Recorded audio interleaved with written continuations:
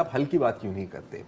بات بالکل صحیح ہے. تو اسی لیے ہم حل کی بات کریں گے. ابھی ہم یہی بات کر رہے تھے کہ یہ صرف کوئی سیکیورٹی ایشو نہیں ہے، نہ صرف یہ سیاسی ایشو ہے، نہ صرف یہ اکنامک ایشو ہے. یہ ساری چیزیں ساتھ مل کر چلتی ہیں. اگر ہم کہتے ہیں کہ کوئی ملٹری سولوشن نہیں ہے، پیور ملٹری سولوشن، شاید کوئی پیور پولیٹیکل سولوشن نہیں ہے، لیکن مقصد ہونا چاہیے کہ اوور ٹائم ان طرح کی انسرجنسیز کی شدت میں کمی آئے.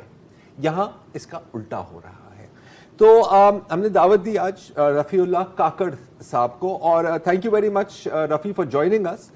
آج ہی میں آپ کا ایک آرٹیکل پڑھا تھا، ڈان میں چھپا تھا 2019 میں، blue print for a durable پیس کے نام سے، اگر میں صحیح اس کو بیان کر رہا ہوں.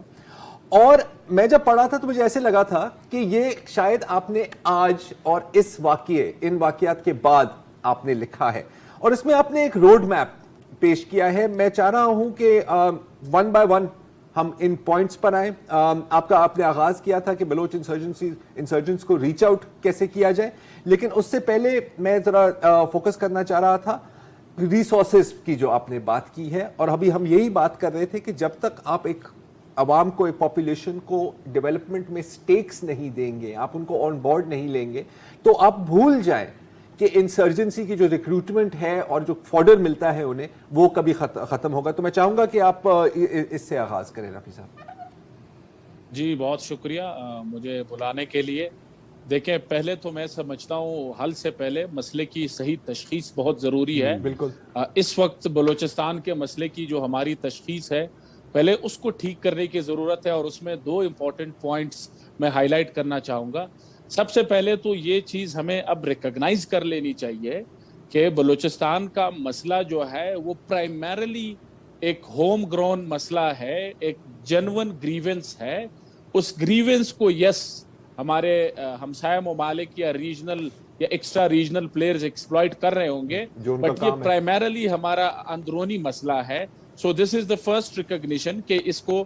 دوسرا ہم نے یہ سمجھنا ہے کہ جو سیکیورٹی سینٹرک اپروچ ہے پچھلے 16 سال سے 17 سال سے، وہ کانفلکٹ کی انٹینسٹی کو کم کر سکتا ہے، لیکن وہ کانفلکٹ کو ریزالو نہیں کرا سکتا. اور جو مرضی ہم طاقت کا استعمال کریں، یہ یاد رکھیں بلوچستان میں ایک لو سکیل انسرجنسی تقریباً تا قیامت جاری رہ سکتی ہے. So that is a point جہاں پہ سیاسی حل آتا ہے. اور اب میں اس سیاسی حل کی طرف آتا ہوں جو میری ناقص رائے میں بلوچستان کا مسئلہ حل کر سکتا ہے. دیکھیں، سب سے پہلے تو پچھلے 2 دہائیوں میں ہم نے ایک مصنوعی قیادت کی پوری کھیپ تیار کر لی ہے، اور یہ مصنوعی قیادت بینیفیشری ہے اس کانفلکٹ کی. اس کانفلکٹ کی فورسفل ریزولوشن یا continuity of the conflict in لوگوں کے فائدے میں جاتا ہے. اب پرابلم یہ ہے کہ جو طاقتور حلقے، طاقتور ادارے ہیں، انہوں نے اپنے آپ کو سراؤنڈ کر لیا ہے انہی لوگوں سے، اور وہ ان کو وہ سنانا چاہتے ہیں جس سے یہ ان کو لگتا ہے کہ یہ خوش ہوں گے. یس مین.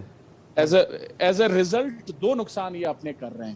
ایک، وہ لوگ ان کو زمینی حقائق کی غلط تصویر پیش کرتے ہیں.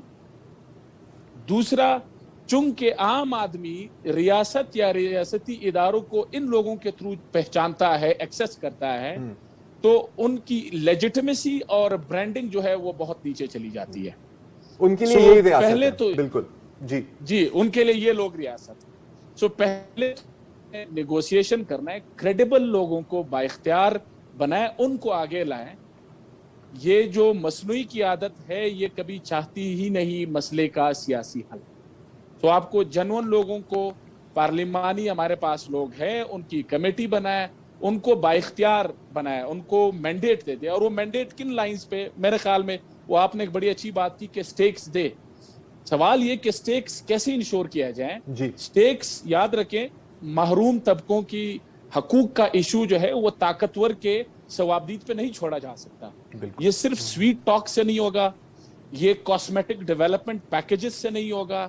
ہمیں ریئلائز کرنا ہوگا کہ یہ بنیادی طور پر اونرشپ اور رائٹس کا ایشو ہے، اور وہ سٹیکس ایسے انسٹیٹیوشنلائز ہوں گے. سو نمبر 1 تو پہلے شارٹ ٹرم میں آپ کو کریڈیبل کانفیڈنس بلڈنگ میجرز لینے ہیں. کانفیڈنس بلڈنگ میجرز کیا ہے؟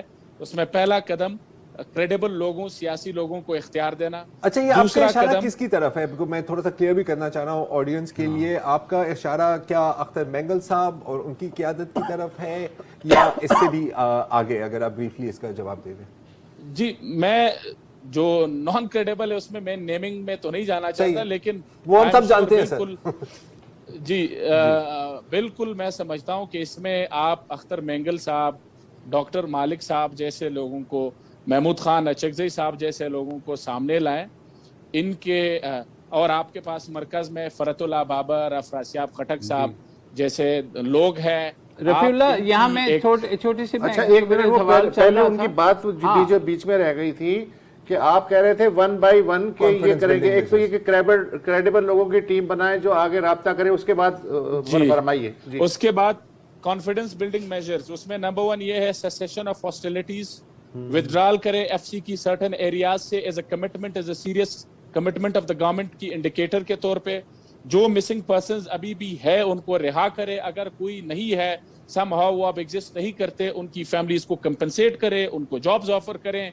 सो ये आपकी सिर्फ कॉन्फिडेंस बिल्डिंग मेजर्स है जिससे इस कमेटी को लोग सीरियस लेना शुरू करेंगे जो दूसरे साइड ऑफ द टेबल पे बैठे। उसके बाद जो है, देखिए बलूचिस्तान के मसले के स्ट्रक्चरल ड्राइवर जब तक आप एड्रेस नहीं करेंगे, इन मसलों से आर्जी तौर पर कोई मसला बैठ सकता है, हल नहीं हो सकता। वो स्ट्रक्चरल ड्राइवर्स क्या है?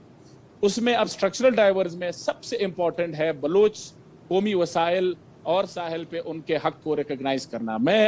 मैं अब ये यहाँ पे अंदर से मैंने चीजें देखी है, मतलब इट्स अनबिलीवेबल जिस लेवल की इनडिफरेंस और एपैथी है एनी ऑर्गेनाइजेशन जो फेडरल लेवल पे मैनेज होता है, उसकी इनडिफरेंस और एपैथी।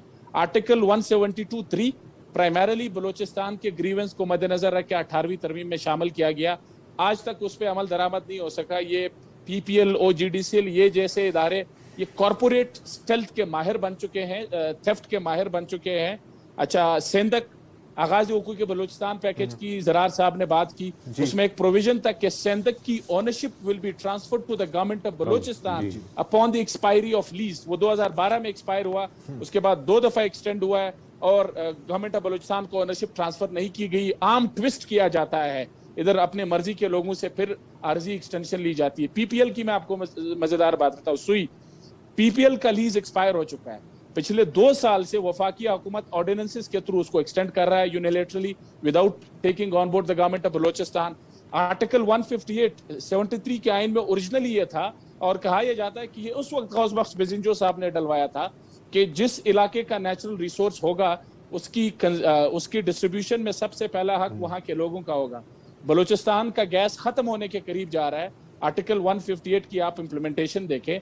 इसके लिए मैं ये तजवीज़ देता हूं कि एक पार्लियामेंटेरियंस का स्टैट्यूटरी एक कमीशन बनाया जाए और ये कमीशन जो है जितने ये natural resource related constitutional clauses है इनकी इफेक्टिव इम्प्लीमेंटेशन इसका मैंडेट हो और इसको बलोच नुमाइंदे हेड करें ताकि आर्टिकल 172(3), आर्टिकल 158, सेंधक, PPL ये सारे जो मसाइल है इस पे जनवन यहाँ के लोगों को गवादर की रेवेन्यू में, गवादर की मैनेजमेंट में बलूचिस्तान को कॉन्स्टिट्यूशनल पार्टनर बनाए। इस वक्त वहाँ के उसमें बलूचिस्तान का कोई शेयर नहीं है। आखिर में इस पे भी जरूर आऊँगा, ये मसाइल कुदरती वसाइल के हवाले से एक और इम्पोर्टेंट बात ये है, देखें बलूचिस्तान का मसला हल इसलिए नहीं होता कि जो हमारा फेडरल निज़ाम है उसको हम पॉलिटिकल साइंस की टर्म में कहते हैं ये मेजॉरिटेरियन फेडरल डिज़ाइन है और उस मेजॉरिटेरियन फेडरल डिज़ाइन में बलूचिस्तान का सियासी वजन जो है वो गुजरांवाला शहर से ज़्यादा नहीं है।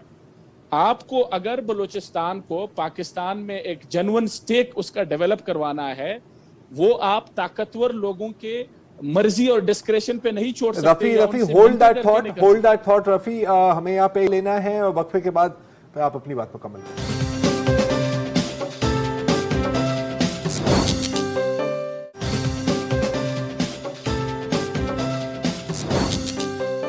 Welcome back. क्या बलूचिस्तान के मसले का कोई हल भी है काबिल इत्मीनान? रफ़ीउल्लाह काकड़ जो तजिया निगार हैं उनसे गुफ्तगू हमारी जारी है। रफ़ी, आपने वक्फे से पहले कहा कि मेजॉरिटेरियन जो आइनी ढांचा है उसके सबब बलूचिस्तान में कोई भी जो मेन स्ट्रीम सियासी जमात है उसको दिलचस्पी नहीं है और سینٹ کے بارے میں آپ نے اپنے آرٹیکل میں لکھا کہ سینٹ کے اختیارات میں ایک تو اضافہ کرنا ہوگا اور پھر اس کا الیکشن براہ راست کرانا ہوگا تاکہ میجورٹیرین سسٹم ہے اس میں ایک بیلنس اسٹیبلش ہو چکے. اس کے بعد ہی جو سیاسی سٹیک ہولڈرز ہیں وہ سیریسلی بلوچستان کو لیں گے اور اسی ترمیم کی وجہ سے وفاقی یونٹوں کی جو آواز ہے مرکزی فیصلوں میں وہ زیادہ سیریسلی سنی جائے گی. تو یہ 2019 کے آرٹیکل میں آپ نے کہا, آج بھی یہی صورتحال ہے یا آپ آگے کی بات کر رہے ہیں؟ جی بالکل صورتحال بدقسمتی سے یہی ہے. فیڈرلزم پہ دنیا میں جتنا لٹریچر ہے انہوں نے فیڈرلزم کے دو بڑے اچھے اصول بتائے ایک مضبوط اچھے وفاقی نظام کا. پہلا اصول یہ ہے کہ آپ طاقت جو ہے وہ لوگوں سے شیئر کریں, ڈیوالو کریں. تو ایک شیئرڈ رول اس کا اصول ہے. 18ویں ترمیم پروونشل اٹانومی نے ڈیولوشن کیا تک ہمارے فیڈرل نظام کو کافی بیلنس کر دیا ہے. لیکن اس کا جو دوسرا امپورٹنٹ اصول ہے سینٹر کو بھی ڈیموکریٹائز کرے.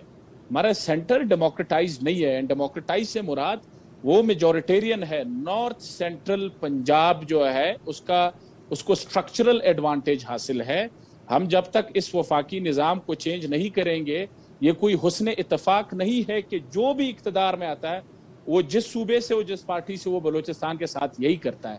یہ اس لیے ہے کہ سسٹم انسینٹیوائز کرتا ہے ایسے بیہیویئر کو.